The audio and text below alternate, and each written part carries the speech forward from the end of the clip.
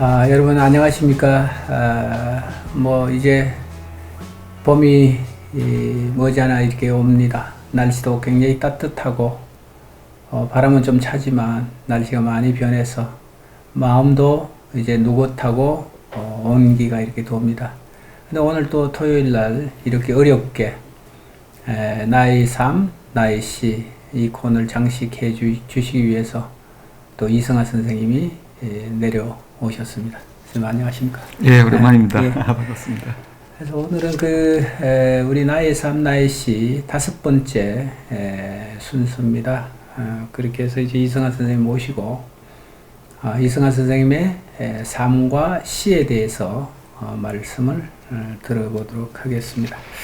우선 먼저 뭐 안부부터 조금 여쭙고요. 그렇게 시작하도록 하겠습니다. 선생님 요즘 뭐 어떻게 지내시는지요?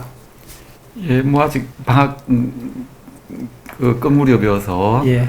뭐 이런저런 강의 준비하고 있습니다만은 제가 최근엔 그 호주에 한 보름 정도 갔다 왔습니다. 예. 근데 이제 그쪽에 또 이제 글 쓰시는 교민들이 좀 와서 강의를 좀 해달라고 해가지고 10회 정도 시청자 강의를 하고 왔죠. 야, 그 동네도 아니고 먼 호주까지 시드니까지 가서 10회씩이나 이렇게 하시려면 세월이 만만치 않겠는데요. 예. 왔다 갔다 하시고 뭐 이렇게 하는데 꽤 되셨나요? 그게 벌써 3년째, 3회째.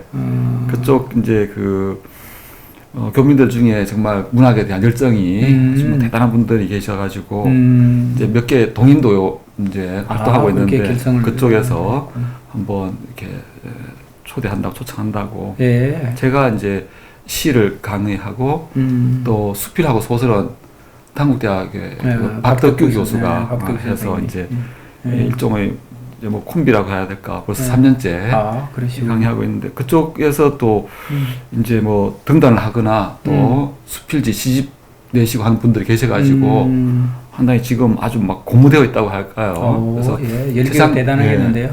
재작년에 이제 7분이 같이 시집 수필집을 내서 합동 출판 기념회를 했는데 내년에 또 한다는 거예요. 대단하겠는데요. 그래서 저희들이 뭐 근데 교민이다 보니까 늘 이제 영어를 해야지만 살아갈 수 있잖아요. 그 생활 자체가. 그게 굉장히 억압이구나. 그러니까 모국에 대한 뭔가 이렇게 갈망이라 그럴까. 내가 한글로 뭔가를 써야지라는 그런 어떤 열망이 대단한 거예요.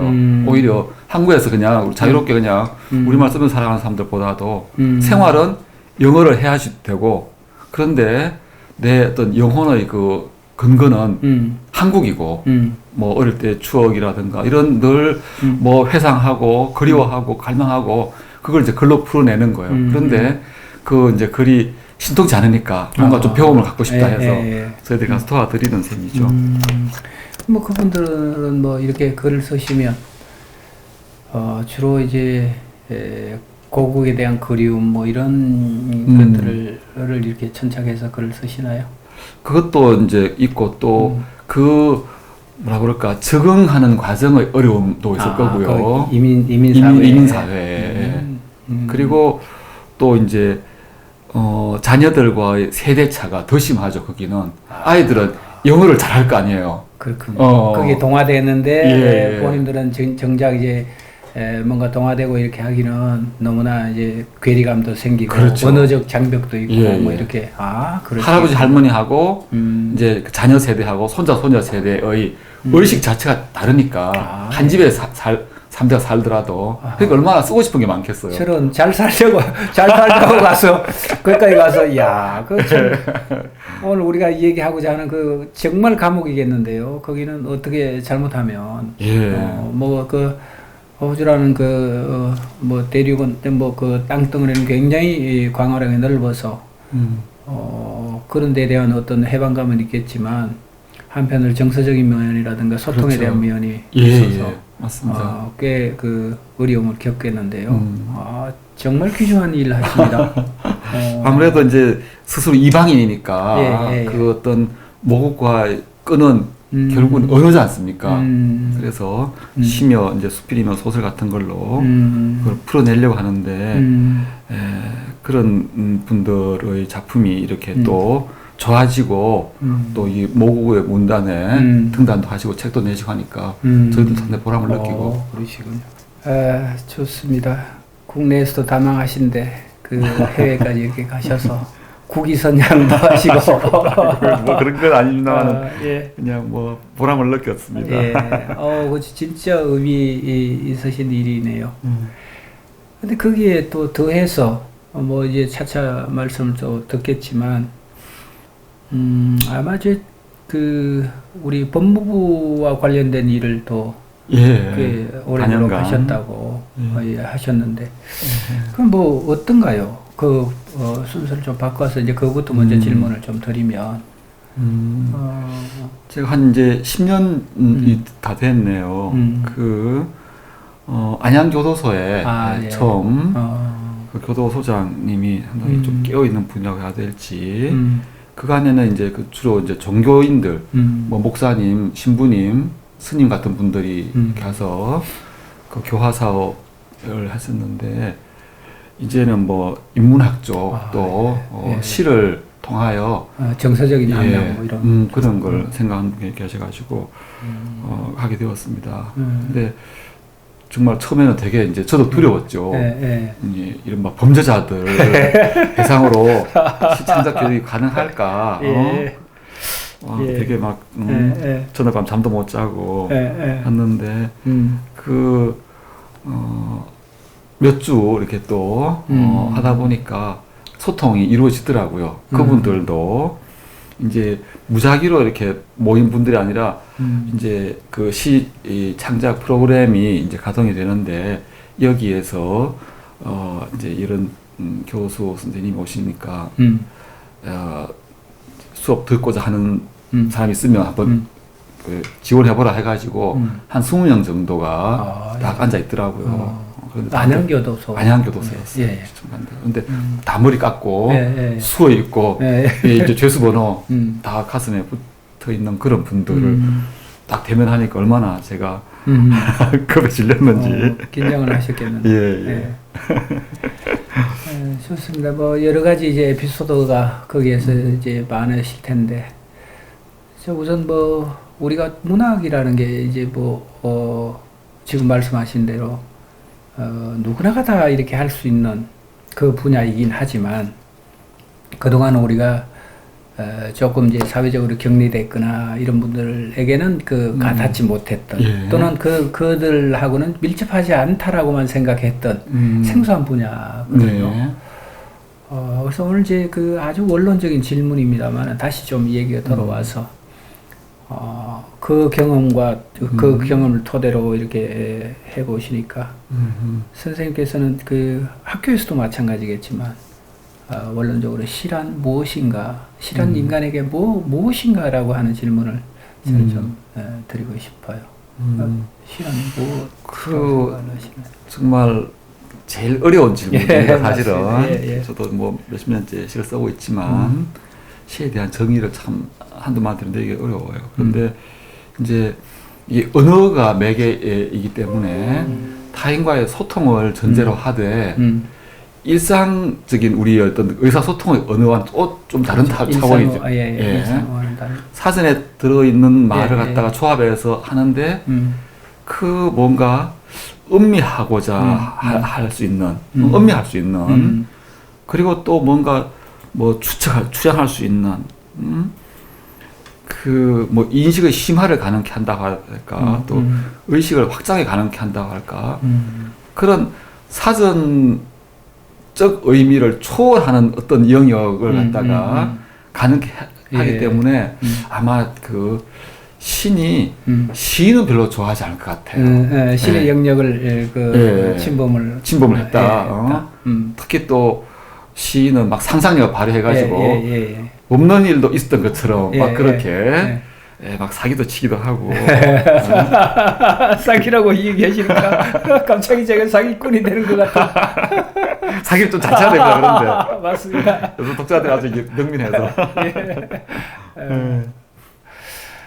그래서 우리가 대체로 보면 지금 선생님도 말씀을 하셨지만 이제 사전적 의미로서의 어떤 일상화, 예. 시적 의미로서의 시어가 가지고 있는 세계성 이런 것들이 이제 차이가 난다 이렇게 얘기를 하셨는데 보통 이제 우리가 보면 크게 이렇게 보면 일상적 생활에서 자아내는 거기서 받는 어떤 정서라든가 감각적인 세계라든가 이런 것들 표현하는 시적 세계가 있는가 하면 예. 또 한편으로 그것을 일상성을 완전히 뛰어넘어서 아까 이제 신도 말씀을 하셨지만 가장 원초적이고 원론적인 어떤 세계에 가닿고자 하는 그 시적 행위 시를 쓰는 그 부류가 이렇게 우리가 크게 볼 수 있는데 아마 이제 우리 대한민국 현실에서 이렇게 보면 아마 이제 초월적인 또는 뭐 어떤 일상적 언어, 일상성을 벗어나서 이렇게 시를 체화하거나 아니면 표상화하는 그런 부분들이 아마 지금까지는 좀 약했지 않는가 그런 생각을 하는데 선생님은 어떻습니까? 예, 그렇죠. 이제 서구의 문인들은 큰 재산을 갖고 있는데 하나는 성경이라는 것이고 또 하나는 그리스 로마 신화가 아닙니까? 그죠? 그네들의 어떤 물질 세계와 정신 세계를 함께 이렇게 이끌어왔던 헬레니즘과 헤브라이즘의 두 축이 있는데 우리는 불교적인 어떤 그런 깊이가 있는 작품도 사실상 많지는 않고 소설도 그렇고 시도 그렇고 또한 뭔가 전통 종교라고 할 수 있는 뭐 무속이라고 그럴까 그런 데 대한 어떤 어떤 체화된 그런 것도 부족하고 그렇다고 해서 우리가 뭐 민담이나 설화라든가 신화 뭐 이런 전설 이런 것도 제대로 활용을 못하고 있는 측면이 강한데 서구는 그렇지 않거든요. 정말 뭐 어느 누구의 작품 뭐 셰익스피어 작품이건 뭐건 간에 그런 두 축을 갖다 바탕으로 해서 작품들이 이루어졌기 때문에 아마 나름 깊이도 갖고 있지 않은가 하는 생각도 해보게 되고요. 그런 점에서 아직 우리는 뭐라 그럴까 이런 정신 세계의 어떤 큰 어떤 궤적은 그려오지 못하고 있다는 그런 생각도 해보게 돼요. 네, 아주 중요한 말씀을 좀 해주셔서 저도 이제 새삼 다시 생각을 이렇게 해보게 되는데 저는 지금 선생님께서 말씀하시는 그 방향이 우리가 이제 예를 들어서 뭐 신라도 있었고 삼국시대도 있었고 그다음에 고려도 있었고 그다음에 뭐 조선시대까지 이제 거쳐오면서 나름대로 어떤 시적 세계는 있었죠. 그럼에도 불구하고 이제 이데올로기화된 그 어떤 시적 세계를 가져왔고 그다음 급작스럽게 우리가 근대라는 걸 통해서 새롭게 이제 자발적으로 그게 정착되지 못하다 보니까 너무나 이 타이에 의해서 이제 학습되어지는 그런 역사가 한 100년 가까이 이제 현대시를 통해서 이제 그게 쭉 왔는데 근데 저는 아까도 이제 재소자 말씀 다 하시고 이렇게 하셔서 물론 사회적인 규범이라고 하는 부분들은 일정 부분들은 그분들이 이제 위반을 하거나 뭐 우리가 어떤 규약 뭐 이런 것들을 체제를 위반한 데 대한 일종의 분리죠. 네, 그렇죠. 분리죠.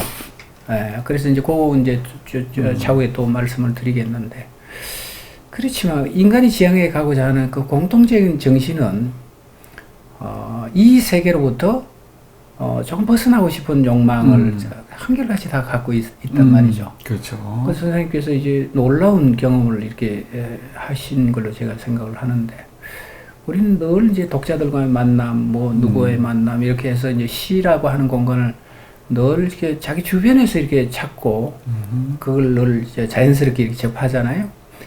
근데 그분들이 시를 좋아하거나 이렇게 한다는 그 자체는 누구도 생각을 못했어요. 예. 그래서 이제 그렇죠. 선생님이 그 역할을 이렇게 하셨다고 그래서, 그러면 그분들에게는 시가 뭘까? 또 거기에서 선생님은 시가 뭐라고 얘기하셨을까? 이게 궁금했어요, 저는.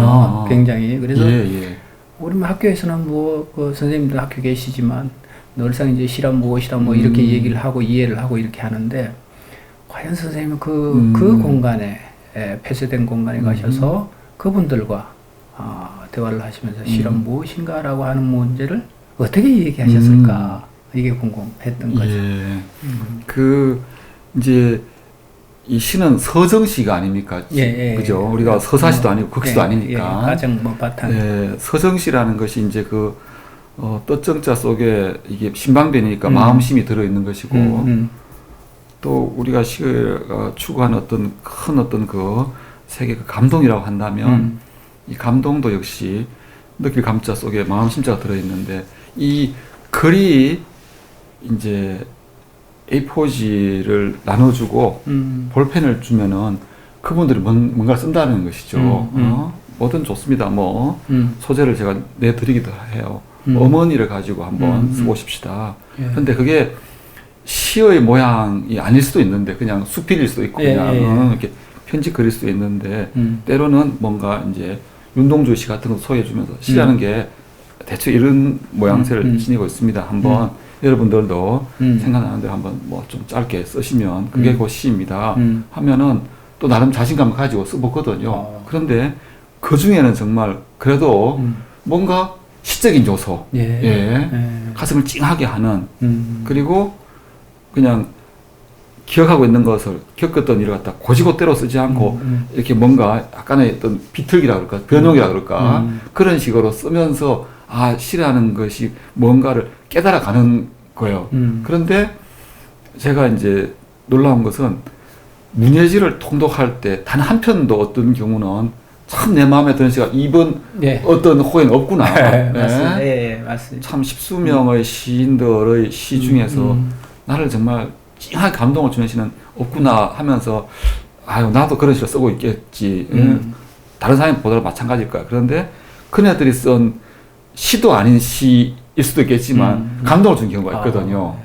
왜냐하면 뭔가 절박한 것이 있기 때문일 거예요. 갇혀있는 몸이고 어머니에 대한 딸에 대한 어떤 그 얼마나 보고 싶었으며 하는 그 구구절절 그런 우러나오니까 그러니까 우리가 너무 이렇게 꾸밈새에 기교에 천착해서 시를 쓰고 있는 건 아닌가. 궁극적으로는 시가 뇌리에 남는 잊혀지지 않는 하나의 의미가 되어야 될 텐데 그런 건 소홀히 하고 있는 게 아닌가 하는 생각을 해보게 되고 그분들의 어떤 서툰 그런 그 언어 속에서 저는 감동을 정을 발견하게 되더라고요. 그래서 최은지 선생님 그 말씀을 듣고 제 나름대로 시란 무엇인가 뭐 이런 쪽으로 생각을 해보면 억압된 영혼을 해방시켜주고 자유롭게 해주는 것이 시가 아닐까.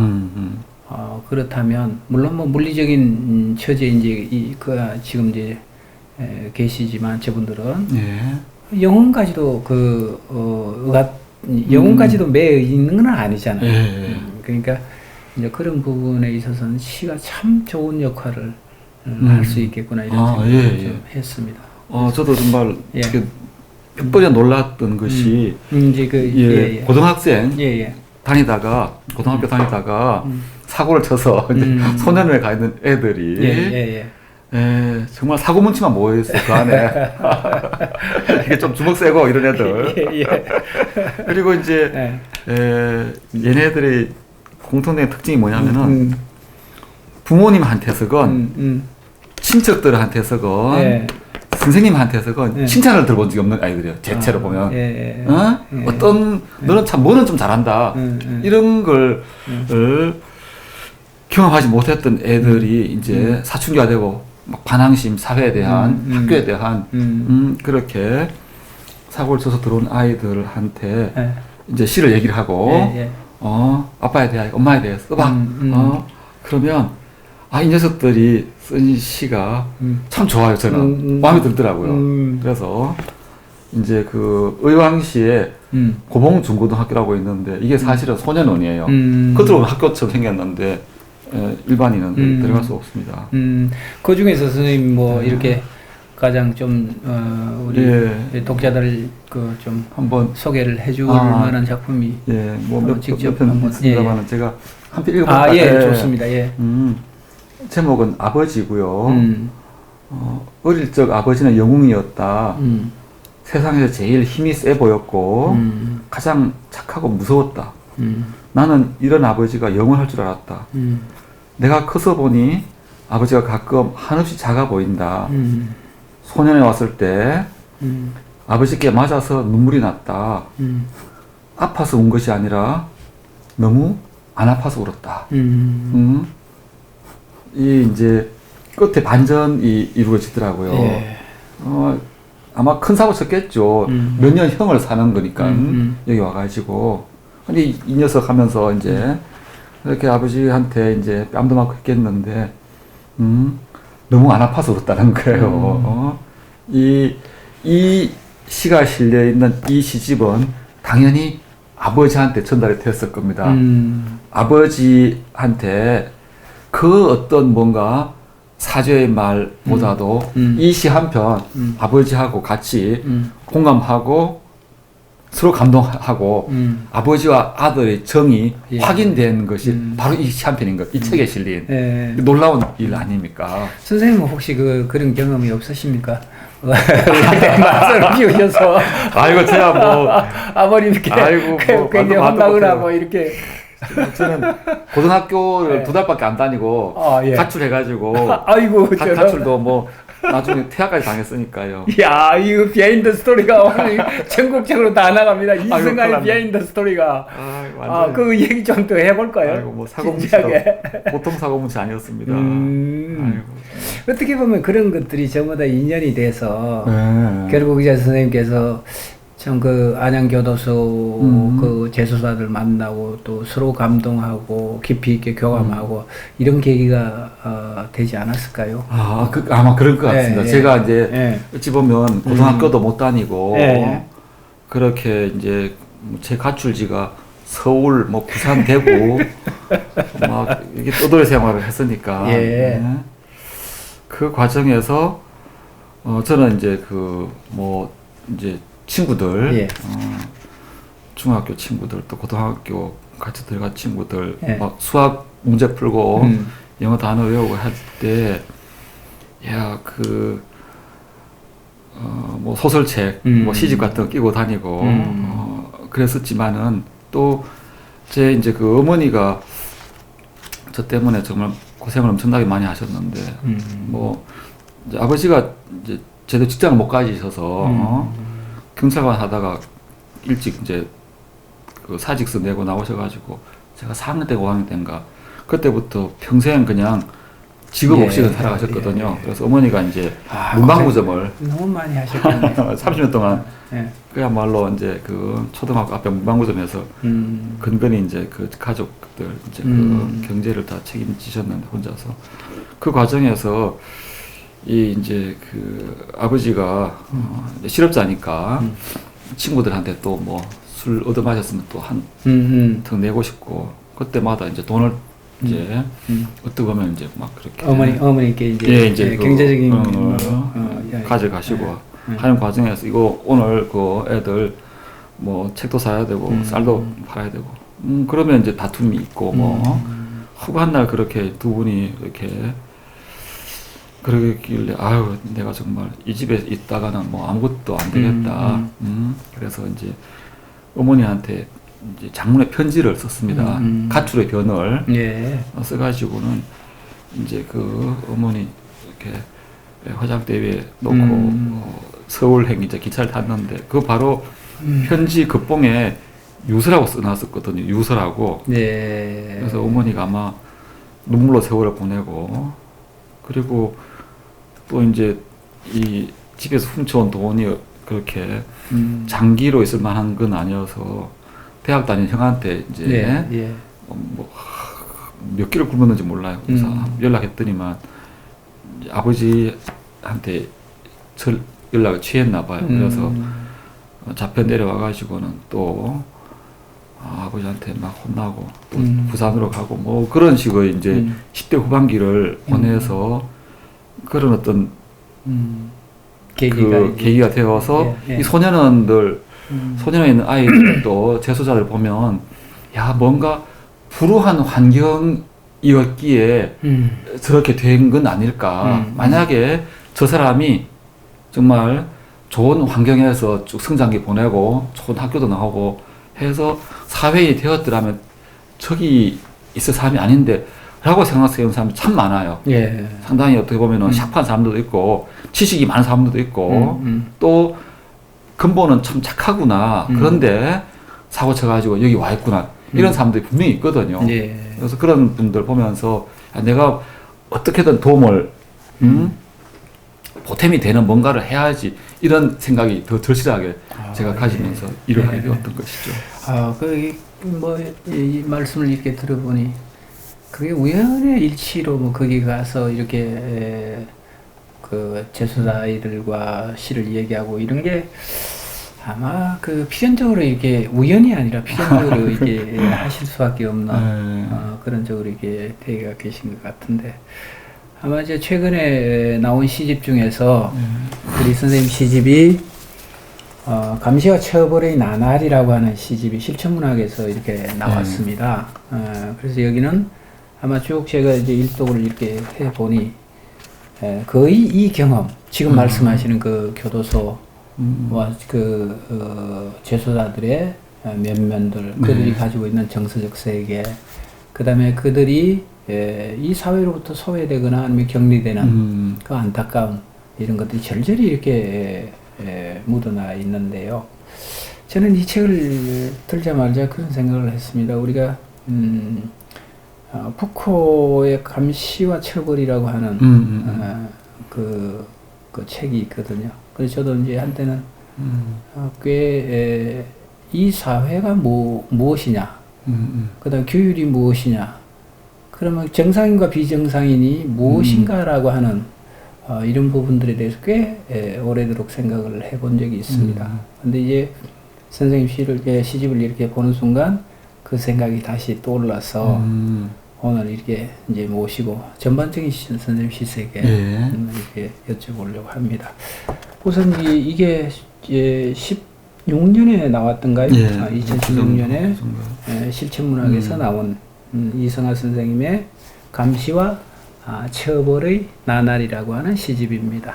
여기는 거의 한 60여 편이 제가 이렇게 보니까 한 60여 편이 이렇게 거의 글쎄요 모든 시들이 다 영혼으로 이렇게 쓰여지는 시지만 여기에 들어가 있는 시들은 직접적으로 체험하고 경험한 그 바탕 위에서 그야말로 영혼으로 써내려 가신 시인 것 같아서 읽는 내내 저도 공감을 하고 가슴도 찡한 그런 대목도 있었습니다.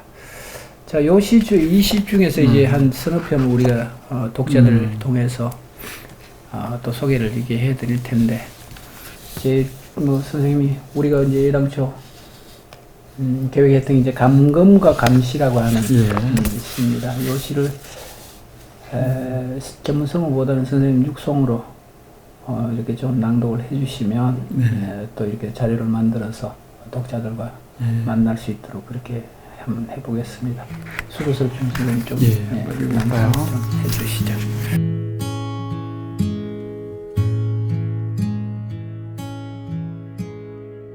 감금과 감시. 존재가 존재를 감금한다. 존재는 존재를 변호 못한다. 분식집에서 라면 한 그릇을 먹고 음식값을 다 내지 못했다는 죄. 하나님이 벌을 내릴까 말까 고민하던 사이 식당 주인의 신고로 죄인이 된다. 애제제한 행색, 알아들을 수 없는 말로 횡설수설. 이국에서 온 여인이 한 말이 자국인에게 전해지지 않는 것이 죄가 될 수 있는 세상. 구렁이 많은 나라에서 온 찬드라 구름. 당신 미친 거야. 정신병원에 있어야 해. 미치지 않은 사람도 미칠 노릇인 6년 4개월의 세월. 강제 투약을 당하며 미치광이 지옥을 받았다. 그녀의 고향은 가장 높은 산 에베레스트가 있는 가장 높은 하늘을 지닌 나라 네팔. 사지 멀쩡한데 하늘 우러러보며 살았을 뿐인데 존재가 존재를 감시한다. 우리가 잡아 가둔 2310일 무시하고 무시당한 무시무시한 세월.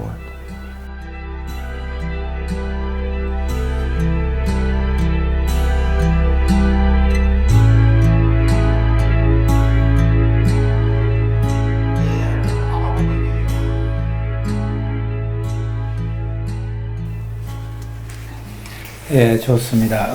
선생님 직접 읽으시니까 또 차분하게 다시 한 번 더 이렇게 생각을 하게 되는데요.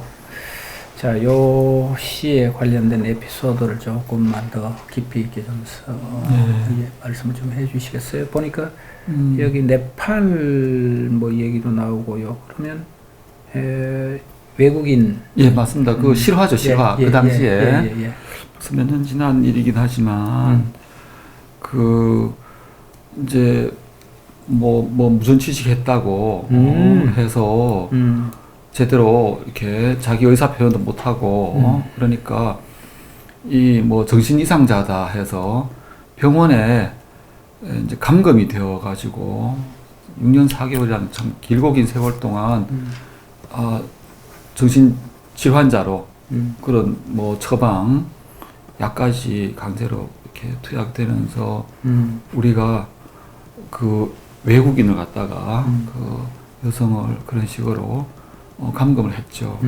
이게 바로 미셸 푸코가 감시와 처벌, 감옥의 탄생이라는 부제로 낸 그 책에 이제 어떤 내용이 주로 나오냐면은 중세 시대까지만 하더라도 동네에 뭐 이렇게 좀 정신 좀 모자라는 사람이건 뭐 우울증을 앓고 있는 사람이건 다 같이 그냥 이렇게 융화되어 살고 있었는데 이제 그 근대로 자꾸 이행되어 오면서 뭐 르네상스기를 거치고 근대로 오면서는 그런 사람들은 격리시켜야 된다. 정신 이상자야.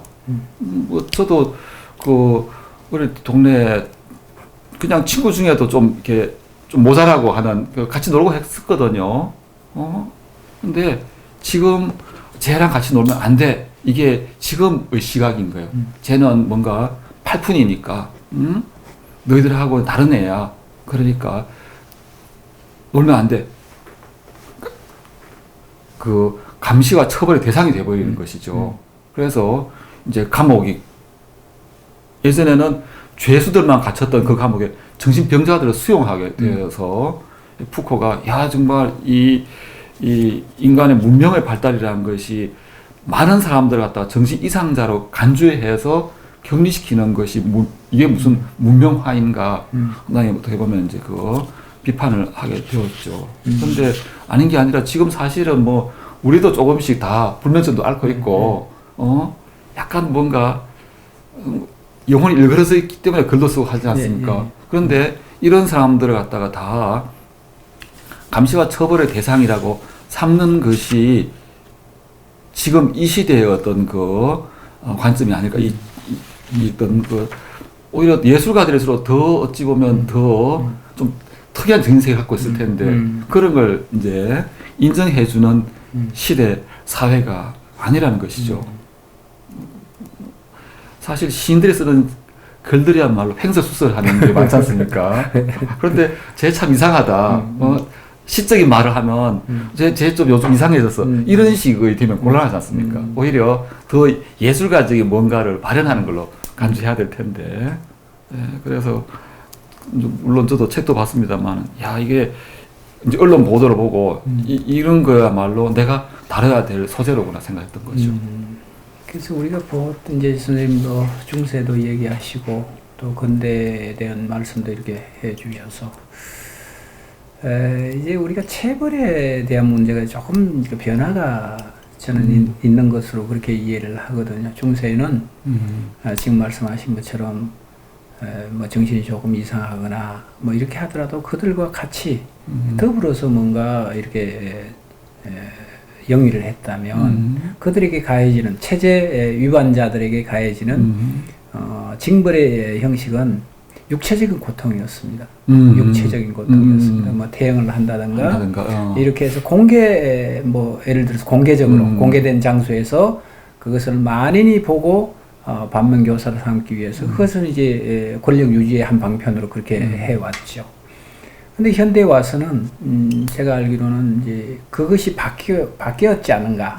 왜냐하면 공개된 채용으로부터 비밀리에 격리되는 형식으로 이제 소외라는 부분인데 그 형식은 이제 정상과 비정상이라고 하는 규율을 사회가 가지는 규율 체계죠. 규율 체계를 만들어 놓고 그걸 위반하면 전부 다 비정상인으로 몰아서 전부 다 격리를 시키고 이렇게 하는 것이 현대 사회가 아닌가 이런 좀 생각을 합니다. 그래서 거기에는 아마 이제 지금 이제 네팔 이게 이제 그 남성인가요? 여성입니다. 여성, 그녀니까 여성이군요. 그래서 이제 존재 얘기도 하시고 이렇게 하셨는데 글쎄 제가 이제 좀 이 시를 읽으면서 좀 안타까웠던 것들이 과연 그러면 나는 이 규율 사회에서 규범적 사회에서 나는 정상인가 비정상인가 나는 그렇죠. 지금 이제 말씀하신 것처럼 예술가들은 아마 이 기준을 들이댄다라고 한다면 예술가들이 거의 90%가 비정상 그렇죠. 이내 이렇게 속하지 않는가 이런 생각을 하는데 다만 이런 부분들에 대해서는 우리가 좀 깊이 있게 좀 생각을 해봐야 된다. 그래서 이제 존재가 존재를 감금한다라는 말이 참 좋았어요. 좋았다라고 하면 좀 못하지만 충격적이었다. 존재가 존재를 감금한다. 라고 하는 이 시기가 제 그 마음을 꽉 잡았어요. 선생님 존재라고 하는 것은 이제 선생님 나름대로 어떤 그 가치를 부여하고 계실 텐데 이 시에서는 존재가 어떻게 부여가 되어 있습니까? 그래요. 뭐 인격체라고 해야 될까? 이제 나름의 판단력을 갖고 있는 사람인데도 불구하고 소통이 안 됐죠. 이제 이국 여인이었고 뭔가 제대로 식사를 하고 지불도 하지 않고 막 이상한 말을 하고 있다고 간주해서 그런데 소통 불능이 돼버리면은 또 뭔가 소통에 있어서 격차가 있으면은 내가 이해를 못하기 때문에 인정을 하지 않는 그게 어찌 보면 우리 사회에 널리 유포되어 있지 않습니까? 그래서 이제 그 10대 청소년들이 지어내는 말도 이제 기성세대는 잘 이해 못하는 그 말도 있거니와 또 그런 이제 게임에 빠지는 아이들의 세계 또 뭔가 이제 SNS가 발달하면서 스스로 이제 그 어떻게 보면 찾아 들어간 그런 고립된 세계에서 삶을 영위해 가는 사람들 뭐 그렇게 하다 보면 내 편이 아닌 상대방을 갖다가 인정해주지 않는 정치권에서 마찬가지고요. 이런 상호 소통이 불능인 시대에 실어서는 우리가 해야 될 역할이라는 것은 결국은 그 소통의 통로를 만들어 줘야 할 텐데 시가 지금은 또한 너무 어려워지고 있으니까 이것 또한 장벽이 되고 있지 않습니까? 그래서 저는 이제 뭐 시집을 읽으면서 답답함을 느꼈는데 오히려 그런저런 어떤 세계에 가서 막 시란 이런 것입니다. 이렇게 해서 볼 수가 있지 않겠습니까? 시란 결국 정서의 교감입니다. 서로 정을 나누는 하나의 매개체로서의 어느 역할이 있지 않습니까? 해서 통할 때는 항상 희열도 느끼고 그렇게 되더라고요. 뭐 엉뚱한 답변을 지금 하고 있습니다만은. 저는 이제 선생님 말씀 드리면서 아까 이제 우리 고등학생인가요? 재소자 고등학생이 지었다는 그 시 아버지라고 하는 그것이 일종의 우리가 또 뭐 어떤 생물학적인 부분을 좀 벗어난다고 한다면 아버지를 권력의 한 그 모체로 보고요. 그 아이는 아버지가 정해놓은 규율에 늘 위배하는 아이였겠죠. 아버지가 정해놓은 어떤 규칙성과 이 규율에 위배되는 아이였고, 근데 그 아이 입장에서는 아버지가 정해놓은 그 규율이라든가 규칙이라는 것은 늘 그 아이 입장에서는 억압과 속박의 한 대상으로 그렇게 해서 저항을 하는데 그것을 이제 폭력으로 그것을 이제 제어를 하거나 아니면 제압을 하기 위한 하나의 행위가 서로 이제 갈등을 가지게 된 동기가 맞습니다. 아닌가 이런 예, 생각. 그런 경우 참 많아요. 예, 소년원에 있는 아이들이 10중 8구가 이제 이혼한 부모님 밑에서 또 별거 중이거나 또 아버지의 폭력으로 말미암아 이렇게 영혼이 일그러진 아이들이 대부분이에요. 그래서 저는 뭐 그걸 좀 더 이제 우리가 한편의 시 안에서 그것을 협의적으로 이야기를 좀 할 게 아니고요. 좀 확장적으로 이야기를 한다면 아마 그 권력의 주체, 지금 현 사회, 그 다음에 뭐 국가가 유지되는 것도 마찬가지고 권력의 모체니까요, 국가라는 것은. 그래서 그 국가는 끊임없이 무엇을 생산하냐면 어떤 규율과 규범을 생산해내고요. 예. 법을 생산해내고 그렇죠. 그것을 또 의식을 가지고 있는 일부 사람들은 그것을 벗어나기 위한 그 규율이나 규범이라는 것은 항상 타의에 의해서 강제된 어떤 법이잖아요. 그런 것들은 더 깊이 이렇게 좀 들어간다면 영혼을 좀 이렇게 억압하는 그런 형식으로 우리가 작동을 해서 예. 그걸 이제 위반하려고 이제 몸부림을 치죠. 많은 사람들이. 근데 거기에 이제 문제는 그 규율과 규범이 정해지는 그 틀 안에서 부역자가 그것을 정상과 비정상이라고 하는 그 부분을 가르는 부역자가 존재하는데 그 부역자는 누구냐?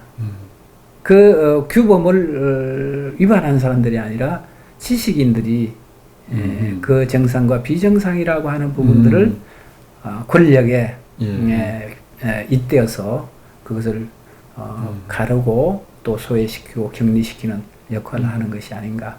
그래서 모든 저는 그 개인적으로 친구도 그 의사도 있고 정신과 의사도 있고 이렇게 하는데 그런 일정한 역할을 정신의학이라고 하는 그걸 통해서 행해지는 일종의 폭력이었다.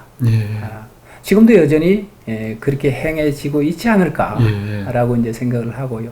사회라는 것은 우리가 이제 글을 쓰고 선생님도 이제 제일 이렇게 선봉해서 글을 쓰시고 이렇게 하시는데 이제 그런 부분들에 대한 부당성 이런 것들에 대한 끊임없이 고발하거나 저항하는 것이 예술가들이 가지고 특히 시인들이 가지고 있는 하나의 책무가 아닌가 이런 생각을 합니다. 좋습니다. 조금만 요 얘기를 좀 더 하고요. 다음 편으로 좀 넘어가도록 하겠습니다. 제가 한번 찬찬히 읽어가면서 이제 그 상황에 대해서 조금 더 말씀을 들어보도록 하겠습니다.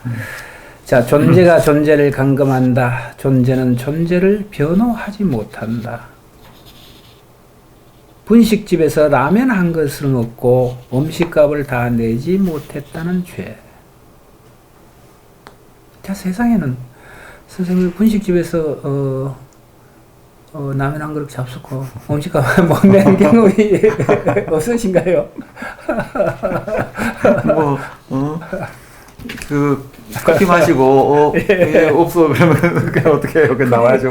죄송합니다 하고. 허리 그럴 때 있었지 않습니까? 요즘은 그렇게는 못합니다만은 젊은 한때는 그래도 문학에 미쳐서 이렇게 다니고 하다 보면 늘 주머니가 딸랑거리고 돈이 없습니다. 그러면 술 먹다가 술값을 낼 상황이 안 되면 친구끼리 이렇게 신호를 보내서 야 네가 제일 1번으로 튀고 그다음 내가 두 번째로 가고 화장실 가는 척하고 이렇게 전부 다 어디에서 만나서 가자 이런 경험도 저는 있는데 어쨌거나 그 예를 여기에 그대로 적용을 하면 저는 아마 30년경을 받아도 부족하지 않을까 이런 생각을 합니다. 그래서 참 가슴이 아프네요. 음식값을 다 내지 못했다는 죄. 하나님이 벌을 내릴까 말까 고민하던 사이 식당 주인의 신고로 죄인이 된다 이렇게 얘기를 하고 있습니다. 그래서 어쨌거나 아이고 죄송합니다. 제가 요즘 안구 건조증이 좀 많이 와서 꾀재재한 행색 알아들을 수 없는 말로 횡설수설 이렇게 합니다. 소통에 대한 문제가 있을 테고 언어적 장벽이 존재를 했을 테고 문화적 차이가 있어서 또 그럴 수 있고요. 또 아마 저는 제가 제일 당황스러운 것이 이제 언어 장벽이죠. 외국을 나가서 언어가 안 될 때 두렵죠. 저는 그런 경험이 이제 몇 번이 있거든요. 두려웠어요, 저는. 나는 본의 아니게 이렇게 어떤 생각을 가지는데 이게 소통이 안 됨으로 인해서 저희가 나를 오해해서 격리를 시킨다든가 어디게 뭐 지도세도 모르게 어떻게 한다든가 감금을 하면 어떡하나 이런 생각을 좀 해본 적이 있습니다. 선생님 뭐 지식인이시니까 그런 어느 장벽은 없으시겠죠? 아닙니다. 저도 뭐 영어 못하니까 특히 또 미국은 최장년에 그 공항 뭐 입국 출국할 때 그 수석이 까다롭다면서요? 아주 까다로워졌어요 미국이. 그래가지고는 아주 곤욕을 치렀죠. 제가 영어를 잘 못하니까 뭐라고 막 그러는데 이제 그 입장을 설명을 못하니까 한동안 막 애를 먹었습니다. 그렇습니다. 여기도 이렇게 보니까 이제 우리가 국내법 체계지겠죠. 국내법 체계에서 그것이 이제 그 네팔 여인에게 그대로 전달이 되고 또 덜 쉬워지고 또 이제 그이는 그이대로의 어떤 그 소명이라고 그럴까요? 소명을 했는데도 불구하고 그것이 소통 부재 이런 것들을 인해서 처벌을 받게 되는. 그럼에도 불구하고 2311일이면 이게 몇 년이 엄청나. 이 6년 사고라는 정말 엄청난 기간이거든요. 한 인간의 영혼을 말살시키는 거잖아요. 라면 한 그릇 먹고 소통이 안 되고 그랬다고 해서 정신병자로 몰아서 그것을 감옥에 집어넣어서 6년 4개월이라는 세월을 살게 했다라고 하는 것은 정말 우리가 미셸 푸코가 얘기했던 감시와 처벌의 사회 현대판 의 어떤 징후들을 실질적으로 이렇게 해내는 그런 영화도 있었습니다. 우리나라 이제 웬 여성이 그때 무슨 마약 운반 책인가 뭔가 오해를 사가지고 그런 영화 나왔었죠. 저도 이 얘기 한번 들어본 것 같아요. 그러니까 이제 외국 여인만 이 땅에서 그런 피해를 입었던 것이 아니라 바로 우리나라 사람도 역시 외국에 가가지고 그때 남미의 어느 나라였는데 아주 엄청난 고통을 겪고 그런 게 이제 영화로 만들어졌습니다. 그때 그 영화 제목이 뭐더라? 전도연이라는 분이 출연했던 집으로 가는 길이라는 영화였을 거예요. 도미니카 공화국인가 어디 한동안 응유되어 있다가 나온 실화를 바탕으로 해서 만든 영화라고 그래요. 그러니까 참 이런 식의 어떤 뭐가 억울한 경우가 꽤 있을 거라고요. 그리고 이제 다른 차원입니다만은 지강헌이라는 사람이 그때 1988년도였을 거예요. 무전유죄 외쳤던 그런 유명한 말이에요. 맞습니다. 그 사건이 있지 않습니까? 인질극 북가자동에 가가지고 그런 경우도 아마 일당이라고 해야 되나 4명인가 그때 탈주하면서 그렇게 세상을 향해 외쳤다고요. 돈을 가진 사람들은 어떻게든 어떻게 풀려나고 우리 같은 사람들은 이렇게 형기들 다 채우고 감형 같은 것도 절대로 안 되고 이게 세상이 잘못되어 있다. 제대로 어떻게 해야 되지 않겠냐고 외치면서 죽어왔거든요. 그런 걸 보면 아직도 우리 사회는 고쳐야 될 부분, 바로 잡아야 될 부분이 참 많다는 걸 생각하게 됩니다. 자, 이 얘기를 조금 확장시켰어요. 조금 넘어가서. 자, 이 아주 민감한 얘기입니다. 우리가 지금 살고 있는 현 사회는 정상인가 비정상인가?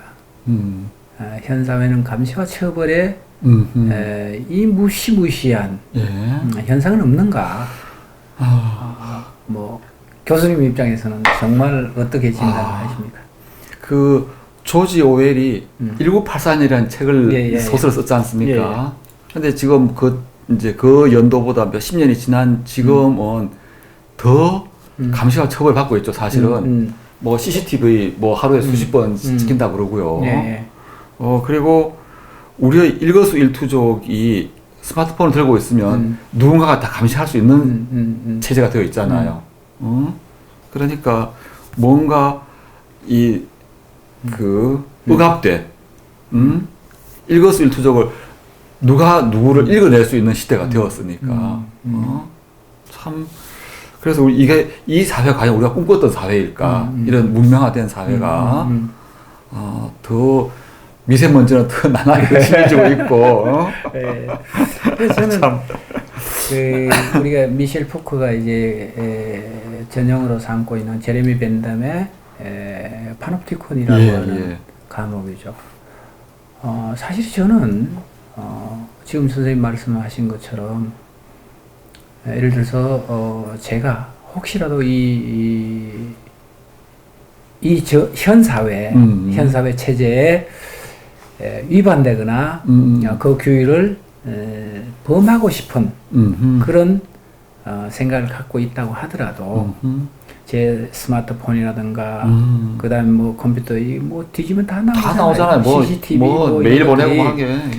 그래서 어떤 데 가만히 저녁에 생각을 하면 굉장히 섬찟하다는 생각을 하고 두렵다는 생각을 해요.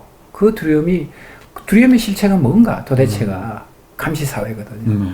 그럼 그 감시사회는 이제 그 벤담이 얘기하는 것처럼 이제 그런 거잖아요. 원형 과목의 파놉티콘이 그런 거지 않습니까? 원형 그렇죠. 다 볼 수 있게끔. 그러니까 독방에 전부 다 집어넣어 놓고 감시 초소를 중앙에 놓고 늘 그 죄수들이 감시를 받고 있다는 것을 일정 기간 동안 이렇게 계속 심어주는 거죠. 인식을 심어주고 그 다음에 그 감시자가 없다고 하더라도 그 감시 초소에서는 나를 항상 감시하고 있다라고 하는 두려움. 그래서 그 자유 의사를 표현하지도 못하고 늘 이게 억압된 그런 체계가 이제 파놉티콘이라고 하는 그 얘기인데 어쨌거나 이제 그런 것들을 그 현대 사회에 적용을 한다면 지금 현 시점에서 적용을 한다면 그것이 정치 체계든 아니면 우리가 사회적 규범의 어떤 체계든 간에 지금도 여전히 아주 그 암암리에 작동을 하고 있는 것이 아닌가 이런 생각을 합니다. 그래서 근데 그 부분에서 과연 시인이 시인됨이 무엇인가 이 시대에 그런 생각을 좀 합니다. 그 부분에 대해서는 선생님 그걸 이제 어떻게 보면 극복해 나가고자 하는 그 일군의 무리가 바로 이렇게 이제 언어를 다루면서 언어를 통해서 새로운 세계 질서를 구축해 나가고자 하는 사람들, 이게 이제 그 흔히 언어 연금술이라고 하는 이유가 시인은 언어 연금술사라고 하는 이유가 연금술은 결국은 금을 못 만들어냈지 않습니까? 뭔가 중세시대에 뭐 이것저것 해가지고 녹여가지고 금이 나오리라고 생각하면서 했습니다만 결국 못 만들어냈지만 그 결국 아무것도 못 만들어낼지라도 노력을 하는 주체들, 존재들이 시인이 아닐까. 어떤 새로운 어떤 우리가 이상 세계를 만들 수는 없을지라도 그곳으로 나아가고자 하는 그런 몸부림을 하는 존재들, 막 발버둥 치고 외치고 하는 사람들이 시인이어야 하지 않을까. 특히 그 많은 장르가 있습니다만은 뭐 극작가도 평론가도 소설가도 있고 뭐 수필가도 있고 하겠지만 시인은 또 다른 존재가 아닌가 싶어요. 그런 의미에 있어서. 그러니까 소설은 어떻게 보면은 그 이제 등장인물들이 나오고 뭐 사건이 나오고 성격의 변화가 나오고 뭐 그렇게 반전이 있고 하겠지만 시는 질서에 대한 이 세상의 질서에 대한 반론을 펴는 언어니까요. 이 언어 자체가 언어가 구축한 이 세계 자체가 이렇게 생각해 볼 수 있지 않을까요? 이건 아닙니다. 나는 이 길로 가겠어 하면서 반항하는 무리들이니까 더 필요한 존재가 아닐까 생각해 봅니다. 그래서 우리는 이제 시인이 가장 이제 그 무기로 삼고 있는 것이 언어인데 그 언어가 이미 오염되거나 의식화되거나 아니면 의미를 획득하고 있는 그 언어 체계로서는 그것 또한 예를 들어서 감옥이 아닌가. 의식의 감옥이죠. 의식의 감옥이죠. 그래서 이제 그런 것들이 참 아이러니입니다. 선생님 지금 학교 계시잖아요. 그렇죠. 제자들을 가르치시고. 맞습니다. 학교라는 것이 이제 그 푸코도 이제 그런 얘기를 했습니다. 뭐 학교, 군대, 병원 뭐 이런 것들이 전부 다 규율 사회였고 그런 것들을 길들이는 체제 성공회선 맞습니다. 집단이죠. 그렇죠. 저 학교 다니기 싫어서 이 집두치 나가고 했었는데 지금 학생들 가르치고 있으니까 이거 자체가 모순된 겁니다. 네, 맞습니다. 그래서 아마 선생님은 저보다도 훨씬 더 괴롭지 않으실까 그런 생각합니다. 그런 측면에서 보면 선생님은 정상인입니까 비정상인입니까? 모르겠습니다. 그냥 저도 체제 내 인물이 돼가지고.